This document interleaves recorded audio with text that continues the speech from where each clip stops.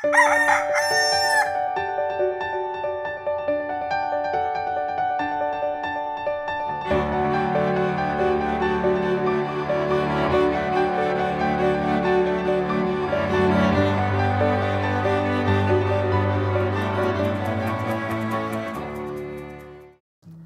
umaga mga kapamilya.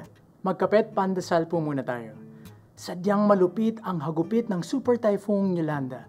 Ang sitwasyon ng ating mga kababayang apektado ay kalunos-lunos. Ang tindi ng pagkasira ay malawak at hindi agarang nabibigyan lunas. Ang ilan ay napapatanong na nga po kung ito na nga po ba ang simula ng katapusan. Habang sunod-sunod ang mga kalamidad na ating dinadaanan, tumitindi rin ang pangamba ng ilan na naririto na nga po ang katapusan.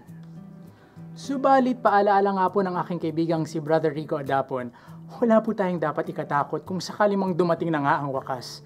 Dahil tunay din namang darating ang wakas, na wala naman po talaga nakakaalam kung kailan nga. Ang mahalaga ay pinaghahandaan natin ang pagwawakas. Sa pamamagitan ng grasya ng Diyos, patatagin natin ang ating pananampalataya.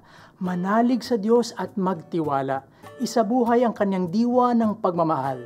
Hayaan nating maging daluyan ng kabutihan ng Diyos at maging buhay na saksi sa kadakilaan at pag-ibig niyang walang maliw.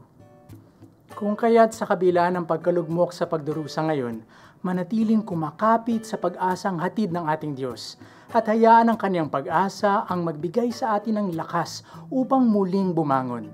Hindi sa ating pagkalugmok magwawakas ang lahat kung tayo'y nagmamahalan.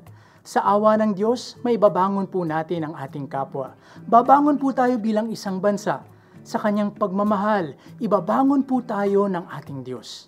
Ako po si Bro Arnold na nagpapaalalang sa Diyos manatiling nagtitiwala pagkat sa ating lahat, siya'y kumakalinga.